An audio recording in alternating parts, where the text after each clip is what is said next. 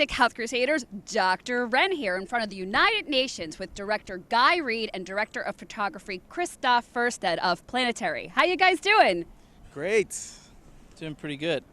And we just flew in from the Dominican Republic's Environmental Film Festival yesterday to be here for an exclusive screening. Is that right, guys? Yep. That's right. That's right.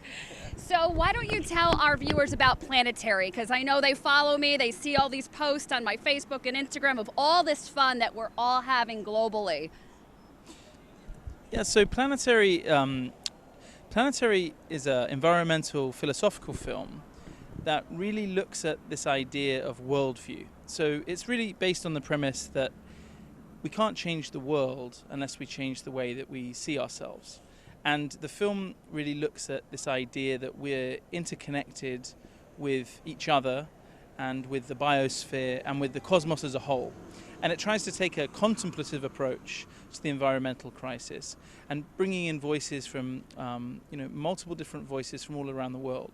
So we start with astronauts framing the situation we're in by looking out the window of the space station to the beautiful planet below. And the film moves on through a kind of history of the world and a sort of explanation of these different worldviews, whether they're from indigenous people or from a Buddhist idea of interdependence. Hopefully the idea is that people leave with a real sense of beauty of the planet, which we all are part of. Now, don't you have a background in like Tibetan philosophy or something? Yeah, so Christoph and I actually met at the School of Oriental and African Studies in London, which is part of the University of London, and we both studied Asian culture and history, and my focus was on Indo-Tibetan Buddhism, and also the sort of Eastern philosophical approaches to ecology. And so one of the things that really comes out of those ways of seeing the world is this sense of interdependence. And I think that, and we think at Planetary Collective, that's what's in some regards missing from our lives, that we don't see the world in a way where we're interconnected with each other. Awesome sauce. And now, Christoph, you're the director of photography, and I know there's a lot of different imagery in the movie. Tell us a little bit about that.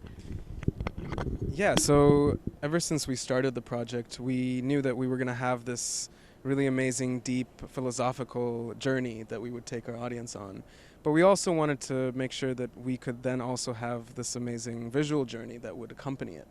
And so we went out and we studied a lot of various techniques, and we found the best equipment we could find for what we wanted to do.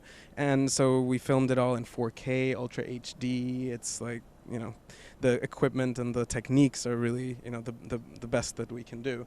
But also the other thing is that we traveled all around the world together. Actually, most of it was myself and Guy, and we traveled all around the world to 30 countries, 60 cities, bring our camera along with us and finding all these amazing images that would really just bring alive this idea of what it's like to be on our planet and how it feels to be connected to our planet.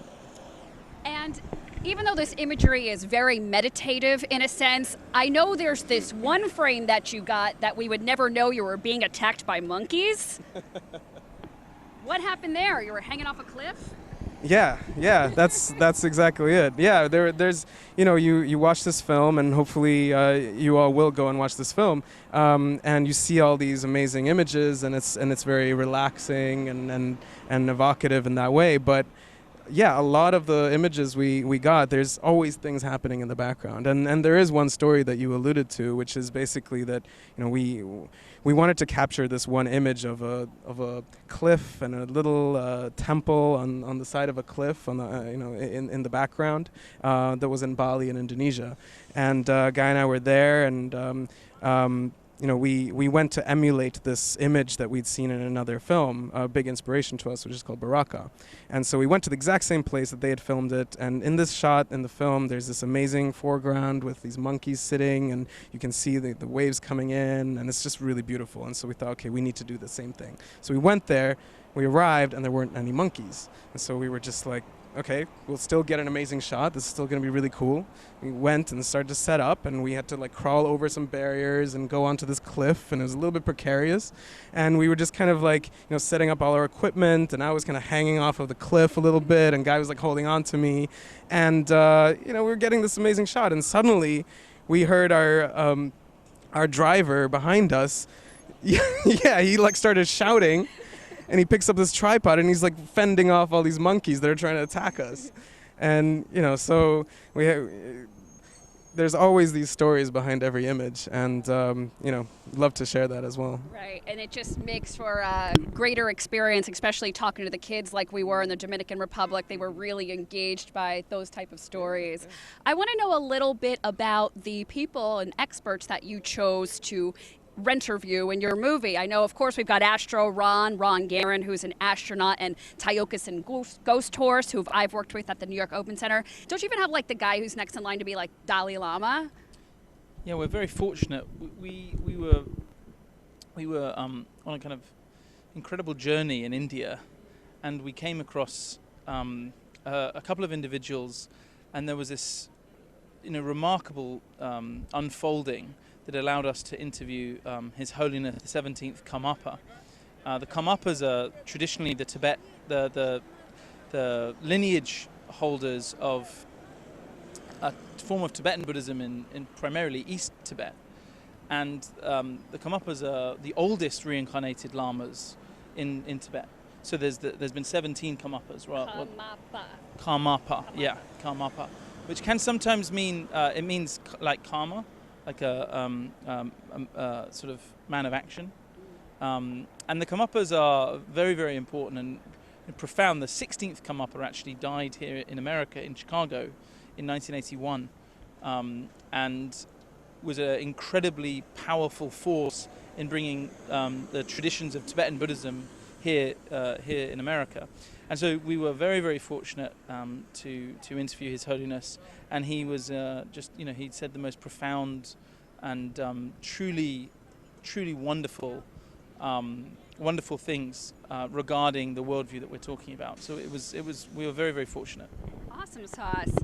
So I know tonight we're here to see this at the United Nations. This is a free screening, and there are a lot of pop-ups throughout the tri-state area. And even special thanks to the Crossroads in Garwood for hosting the only Earth Day premiere out of the whole entire world, where over 90 theaters hosted it on Earth Day at home in Elm Suite, New Jersey. So I just want to thank you guys. Why don't you tell us where we can find you, reach you, what the next adventure is?